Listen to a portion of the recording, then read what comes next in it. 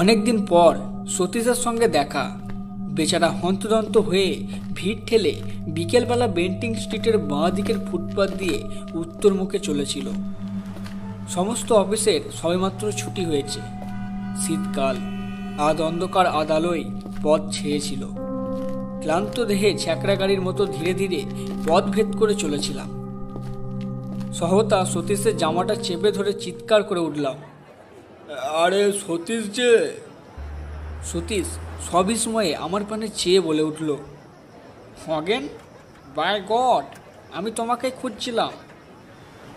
বললাম, তার প্রমাণ? আমাকে ধাক্কা দিয়ে তো তুমি চলে গেছিলে, আর একটু হলে ভাগ্যিস ডাকলাম। সরি, আমি এখন বিশেষ ব্যস্ত। তা তো বুঝতেই পারছি। তা কোথায় চলেছ শুনি? তোমাকেও আমার সঙ্গে যেতে হবে, বেশি দূর নয়, যাবার পথে সব বলবো। আশ্চর্য! না বললে শুনবো না, জোর করে নিয়ে যাব। ছেলেবেলা থেকেই সতীশকে চিনি। কথা অনুযায়ী সে কাজ করে, আর শরীরে কিছু বল থাকায় প্রায় ক্ষেত্রে সে বল প্রয়োগ করে স্বার্থসিদ্ধি করতে ভোলে না। অগত্যা তার সঙ্গে যেতে হলো। তার গন্তব্যস্থান খুব নিকটেই ছিল এবং সে তার উদ্দেশ্য খুব সংক্ষেপেই ব্যক্ত করল। সেদিন সকালে খবরের কাগজে বেচাকেনার কমলে একটি বিজ্ঞাপন ছিল। একটি অতি আধুনিক এবং রহস্যজনক চীনদেশীয় খাট অধিক মূল্যদাতাকে বিক্রয় করা হইবে, যাকতে ইহা অদ্বিতীয়। সুযোগ হারাইলে অনুসূচনা করিতে হইবে। 2% 3 স্ট্রিট। সতীশ তার পকেট থেকে বিজ্ঞাপনটি বার করে বলল, পড়। বুঝলাম। তার রহস্যজনক শব্দটার মানে কি? এইটাই তো আমায় ভাবিয়ে তুলেছে। কোনো হদিস করে উঠতে পারছি না। সতীশ চলছিল রাস্তার নাম দেখতে দেখতে। হঠাৎ সে লাফিয়ে উঠল, পেয়েছি পেয়েছি, এই গলি। সন্ধ্যার স্থিমিত আলোকে সেই গলির পানে তাকিয়ে আমার সারা শরীরে কেন জানি না এক প্রকার শিহরণ জাগল। চীনা পল্লীর চীনা আবহাওয়ায় রহস্যজনক খাট। সতীশের হাতটা ধরে বললাম, খাটে কাজ নাই সতীশ, চল ফিরে যাই। আমার বাঙালি খাট বেঁচে থাকুক। সতীশ প্রবল বেগে এক ঝাঁকুনি দিয়ে উঠল, ভীতু কোথাকার, এতটা এগিয়ে এসে কখনো ফেরা যাবে না। গলির মোড়ে ডান পাশে একটা নিম গাছ ভূতের মতো মাথা উঁচু করে দাঁড়িয়েছিল। ওদিকে ডাস্টবিনের মধ্যে থেকে যত সব অখাদ্য কুখাদ্যের উৎকট গন্ধ ভেসে আসছে। অন্নপ্রাশনের ভাত যেন ঠিকরে বার হয়ে আসতে চাইল অসহ্য যন্ত্রণায়। নাকে রুমাল চাপা দিয়ে কোনো গতিতে পথ চলতে লাগলাম। একটা দমকা বাতাস বিভ্রান্ত হয়ে আচমকা দক্ষিণ দিক থেকে ভেসে এসে আমাদের শরীরে যেন আঁচড় খেয়ে পড়ল। মাথার উপর দিকে কয়েকটা বাদুড় ডানার শব্দ করতে করতে উড়ে গেল। দুটো অভিভাবকহীন কুকুর এই অনধিকার প্রবেশকারীদের পানে চেয়ে বিশ্রী সুরে অভিযোগ করতে লাগল। পথে আর জনমানবের চিহ্ন পর্যন্ত ছিল না। পাশে একটি চীনা ডাক্তারের বহু পুরাতন সাইনবোর্ড, তার উপরকার নরকঙ্কালের ছবিটি জীর্ণ প্রায়। কোথা থেকে একটি পিয়ানোর অস্পষ্ট সুর ভেসে আসছিল। শীঘ্রই আমরা আমাদের নির্দিষ্ট গৃহে এসে পৌঁছালাম। অমন বাড়ি আমি আর জীবনে দেখিনি। ইট বার করা পঙ্গু প্রায় বহু প্রাচীনকালের সাক্ষ্য নিয়ে দাঁত বার করে দাঁড়িয়ে আছে। হয়তো নবাব আলীবর্দী খাঁর আমলে এই বাড়ির ভিত্তি স্থাপন হয়েছিল। ভাঙা ফটক দিয়ে অতি সন্তর্পণে ভিতরে প্রবেশ করলাম। বাড়ির ভিতরে গিয়ে আমি অবাক হয়ে গেলাম। এত লোক এখানে কোথা থেকে এলো? যে নির্জন নিস্তব্ধ গলি আমরা পিছনে ফেলে আসলাম, সেখানে তো কারোর ছায়া পর্যন্ত খুঁজে পাইনি। ভৌতিক কাণ্ড নাকি? সকলের মুখেই কৌতূহলের ছাপ বর্তমান। নানা জাতির লোক সেখানে সমবেত হয়েছিল। এতগুলি লোক, কিন্তু কারুর মুখে একটি কথা নেই। ছুঁচ পড়লে পর্যন্ত তার শব্দ শোনা যায়। ঘণ্টাখানেক পর একটি বৃদ্ধ মোটা চীনা আমাদের পথ প্রদর্শন করে নিয়ে গেল। তার মাথার একটি চুলও কাঁচা ছিল না। তার সামনের ওপরের দুটি দাঁত সোনা দিয়ে বাঁধানো, আর বাঁ হাতের উল্কিতে একটি ভোজালির ছবি। সে আমাদের ইশারা করে অনেকগুলি ঘর বার করে সেই খাটের ঘরে নিয়ে গেল। বাড়িটি একটি দুর্ভেদ্য দুর্গের মতো, চারিদিকে গোলক ধাঁধা। হ্যাঁ, খাট বটে। অমন খাট আমি জীবনে আর দ্বিতীয়টি দেখিনি। খাট আমি অনেক দেখেছি, কিন্তু ঠিক ওই রকম আশ্চর্য চীনা খাট সেই প্রথম এবং শেষ দেখলাম। তার অপূর্ব ভাস্কর্য, অপূর্ব কারুকার্য। একপাশে ভগবান বুদ্ধের ধ্যান গম্ভীর প্রশান্ত মূর্তি। আয়তনে খাটটি বিশেষ বড় নয়, দুটি মানুষ বেশ আরামে শুতে পারে। আবার আশ্চর্য, সেই খাট বাড়িয়ে 10 জনের জায়গা করা যায়।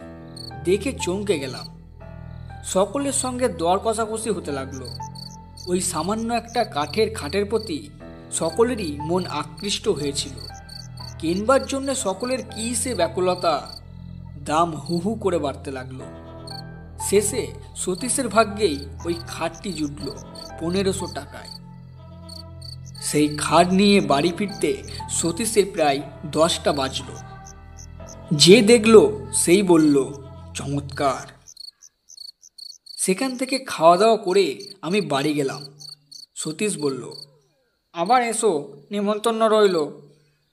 তথাস্তু বলে চলে এলাম। আমি যাবার আগেই পরের দিন সকালে সতীশ এসে হাজির। উস্কো খুস্কো চুল, মুখ শুকনো, চোখ দুটি জবা ফুলের মতো লাল। দুর্ভাবনায় ও দুশ্চিন্তায় হয়তো সারা রাত্রি ঘুম হয়নি। আমি সবিস্ময়ে প্রশ্ন করলাম, আরে ব্যাপার কি? বিপদ, বিষম বিপদ। সতীশের গলা দিয়ে সোয়ার বার হচ্ছিল না। কিসের বিপদ? সেই খাট। একটা যে কিছু হবে তা আমি আগে থেকেই বুঝতে পেরেছিলাম। কেউ কখনো খাল কেটে কুমির নিয়ে আসে? হাজার হোক, ওটা একটা রহস্যজনক খাট। পূর্বরাত্রের ঘটনা সে সবিস্তারে বর্ণনা করে গেল। সারা রাত্রি সে ঘুমাতে পারেনি। ওই খাটের ওপর সে শুয়েছিল। হঠাৎ মধ্যরাত্রে তার মনে হলো কে যেন খাটটা নাড়াচ্ছে। উঠে সুইচ টিপে আলো জ্বেলে দেখল, না, খাট ঠিকই আছে। আবার শুয়ে পড়ল। আর খানিক পরেই ঘুম ভেঙে গেল। কিসের একটা ভীষণ শব্দে সারা ঘরখানা যেন গম গম করছে। দেওয়ালের সঙ্গে যেন খাটখানার ভীষণ ঠোকাঠুকি হচ্ছে। ধর্মর করে উঠে ও আলো জ্বালল। না, সব কিছু নিস্তব্ধ নিথর, কোথাও এতটুকু শব্দ নেই। সে আবার শুয়ে পড়ল। এবার আর সে আলো নেভাল না। ভোর রাত্রে কার দুর্বোধ্য আর্তকণ্ঠের বিলাবদ্ধনীতে তার চেতনা ফিরে এলো। কে যেন খাটের পাশে বসে বিনিয়ে বিনিয়ে কেঁদে মরছিল। আমি বললাম, বলেছিলাম তো তোমায় প্রথমেই, ও খাট কিনে কাজ নেই। যেমন তোমার রাগ, এইবার বোঝো। সতীশ বলল, দেখো খোগেন, তোমায় হয়তো বুঝিয়ে বলতে পারবো না। ওই হতভাগা খাটখানার ওপর এমন মায়া লেগে গেছে যে কি বলবো। আমি ওকে ছাড়তে পারবো না কোনো মতেই। তবে মর ওই খাট নিয়ে। আমি তোমার সাহায্য চাই। আমার সাহায্য? হ্যাঁ, আজ তুমি আমাদের ওখানে রাতে খাওয়া দাওয়া করবে। সারা রাত না ঘুমিয়ে ওই খাট পাহারা দেবে। দেখি ওর গলত কথায়। আর আমার অফিস? পাগল, কাল যে রবিবার।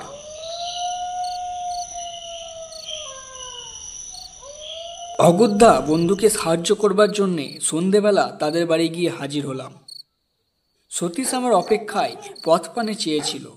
সে সোল্লাসে চিৎকার করে উঠল, সুস্বাগতম, সুস্বাগতম। তারপর আর কোনো গণ্ডগোল হয়নি তো? না, দিনের বেলা গণ্ডগোল হবার তো কোনো কারণই নেই। সতীশের মা বললেন, দেখো দেখি বাবা খগেন, এত বলছি, যা বিক্রি করে দে। সতীশ বলল, বলছো কি মা, ভয় পেয়ে 1500 টাকার খাটটা বিক্রি করব? খাওয়া দাওয়া সেরে রাত্রি জাগবার সাজ সরঞ্জাম নিয়ে আমরা দুই বন্ধুতে খাটের ঘরে গিয়ে বসলাম। আমার হাতে দীনেন রায়ের ডিটেকটিভ উপন্যাস, আর সতীশের হাতে হেলথ অ্যান্ড হাইজিন। রাত্রি ক্রমে ক্রমে বাড়তে লাগলো। ঠিক হলো, আগে সতীশ ঘুমোবে আর আমি জাগবো, তারপর সতীশ জাগবে আর আমি ঘুমোবো। বইখানা খুলে আমি বসে রইলাম। পড়তে পারলাম না একটি অক্ষরও। একই দৃষ্টিতে তাকিয়ে রইলাম। চারিদিকে কান খাড়া করে বসে রইলাম ভয়ে ভয়ে। এতটুকু শব্দে থেকে থেকে চমকে উঠছিলাম। ওই বুঝি অপদেবতা আমার গলাটি দিলে টিপে। কাদের বাড়ির ঘড়িতে সুর করে 2টো বেজে গেল। হঠাৎ মনে হলো কে যেন বাইরের বারান্দায় চলে বেড়াচ্ছে। তার পদশব্দ বেশ স্পষ্ট হয়ে উঠল। আমার সারা শরীর দোল দিয়ে উঠল, লোমগুলো খাড়া হয়ে উঠল। হঠাৎ সশব্দে খোলা জানালাটা বন্ধ হয়ে গেল। মুহূর্তে বোধ হলো আমি যেন শূন্যে উঠে গেছি। আমার জ্ঞান যেন লোপ পেয়ে গেছে। আমি মৃত্যু না জীবিত তাও ঘোর সন্দেহের বিষয় হয়ে উঠল। আমি সভয়ে ডেকে উঠলাম, সতীশ, সতীশ, সতীশ, সতীশ, সতীশ। সতীশ ধর্মর করে উঠে বসলো। ব্যাপার কি খোগেন, ব্যাপার কি? ভয়ে ও বিস্ময়ে আমার মুখ দিয়ে কোনো কথা বেরোলো না। সতীশ আমার 2টো কাঁধে হাত দিয়ে নাড়া দিয়ে ডাকলো, খগেন, খগেন। আমি আঙুল দিয়ে কপালের ঘাম মুছে বললাম, ও যা ভয় পেয়েছিলাম তা তো বুঝতেই পারছি। যাক, আর তোমায় জাগতে হবে না, তুমি ঘুমাও, আমি জেগে বসে আছি। না, আমারও ঘুমিয়ে কাজ নাই, আর তাছাড়া ঘুমও আমার হবে না আদেও। ভীতু কোথাকার। তারপর ভীতু আমি ও সতীশ দেওয়ালে ঠেসান দিয়ে বসে রইলাম। আমরা দুজনেই নিঃশব্দে জেগে রইলাম। কেউই একটিও কথা কইলাম না। আমি খোলা জানালা দিয়ে বাইরের টুকরো আকাশের পানে একদৃষ্টে তাকিয়ে রইলাম। অসংখ্য তারকা মিটমিট করে জ্বলছিল। বোধ হলো তারা যেন আমাদের বিপদে ফিক ফিক হাসছে। আমরা চুপটি করে বসে আছি। এমন সময়ে হঠাৎ ইলেকট্রিকের আলো দপ করে নিভে গেল। আমরা সমস্বরে বলে উঠলাম, কে কে কে কে কে কে? বোধ হলো কে যেন মেন সুইচ বন্ধ করে দিয়েছে। হঠাৎ এক উৎকট হাসিতে সারা ঘর ভেসে উঠল। অমন হাসি আমি জীবনে কাউকে হাসতে দেখিনি। হাসি যেন তার শেষ হতে চায় না। সে কি বিকট শব্দ! বোধ হলো কে যেন ঠিক দরজার কাছে এসে খুন হচ্ছে। আমি শিউরে উঠলাম। সতীশ চট করে টর্চটা দরজার ওপর ফেলল। তাতে হিতে বিপরীত হলো। বোধ হলো কে যেন দরজার ঠিক বিপরীত দিকে জানালাটার ধারে বসে আর্তকণ্ঠে বিনিয়ে বিনিয়ে কেঁদে মরছে। তার কান্নার কোনো ভাষা খুঁজে পেলাম না। কেবল একটা করুণ সুর সারা ঘরময় ঘুরে ঘুরে মরতে লাগলো। তারপর সেই খাটের ওপর গিয়ে সেই বিলাপধ্বনি আর নড়ল না। তার কান্নায় যেন খাটটা ভিজে গেল।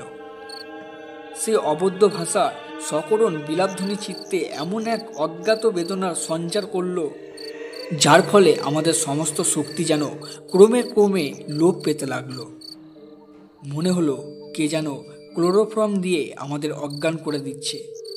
আমরা যেন ধীরে ধীরে অচেতন হয়ে পড়েছি। সতীশের সাহসটা ছিল খুব বেশি, তাই সে খাটের ওপর টর্চ ফেলে গর্জে উঠল, কে কে কে ওখানে? কিছুই দেখা গেল না। কেউ সাড়া দিল না। সহতা সেই খাটখানা ঘরময় দাপাদাপি শুরু করে দিল। মনে হলো অগণিত নরকঙ্কাল যেন তার চারিদিকে নৃত্য করছে।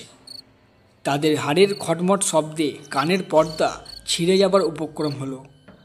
আমার বুকের ভেতরটা টনটন করতে লাগলো কিসের যেন বেদনায়। বোধ হলো হয়তো বুকখানা ভেঙে চুরমার হয়ে যাবে।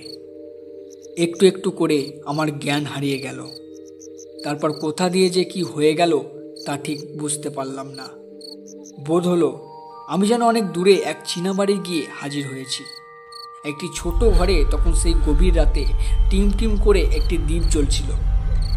ঘরের মেঝের ওপর একটি লোক মুড়মুড় অবস্থায় পড়ে রয়েছে। একটা ছেঁড়া মাদুরের ওপর তার সেই রোগ পাণ্ডুর মুখখানা দেখে আমার বড় দয়া হলো। রোগে ভুগে ভুগে বেচারা কঙ্কালসার হয়ে গেছে। তার পাশে বসেছিল তার স্ত্রী হবে বলেই বোধ হলো। চেহারাটা কিন্তু তার স্বামীর 4 গুণ। একটা মস্ত টুলের ওপর বসে সে ঢুলছিল। তার পাশেই আমাদের এই খাটটা দেখে আমি অবাক হয়ে গেলাম। 7 সমুদ্র 13 নদী পার করে এটাকে কে এখানে নিয়ে এলো? হঠাৎ স্ত্রীলোকটি বিকট এক হাঁ করে হাই তুলল। তারপর দুটো সশব্দ তুড়ি দিয়ে একবার ঘরের চারিদিকে চেয়ে দেখলাম তার স্বামী ইতিমধ্যে উঠে সেই খাটের দিকে এগিয়ে গেছে চুপি চুপি। চৌকিতে শুদ্রা বাঘিনীর মতো তার স্ত্রী তাকে জোর করে খাট থেকে নামিয়ে বিছানায় ফেলে দিল। সে ভীষণভাবে গর্জন করতে লাগলো, আর তার স্বামী ব্যাকুলভাবে অনুনয় করতে লাগলো ওই খাটের পানে অঙ্গুলি সংকেত করে। বোধহয় সে চায় খাটে উঠতে, কিন্তু তার স্ত্রী তাকে কিছুতেই উঠতে দেবে না। উত্তেজনায় কাঁচতে কাঁচতে তার মুখ দিয়ে এক ঝলক রক্ত বেরিয়ে গেল। আমি শিউরে উঠলাম। তারপর লোকটার মাথাটা বিছানায় লুটিয়ে পড়ল, আর সে উঠল না। তার স্ত্রী তার পাশে বসে বিনিয়ে বিনিয়ে কাঁদতে লাগলো। যখন জ্ঞান ফিরল দেখলাম ভোরের আলোয় চারিদিক ভরে গেছে।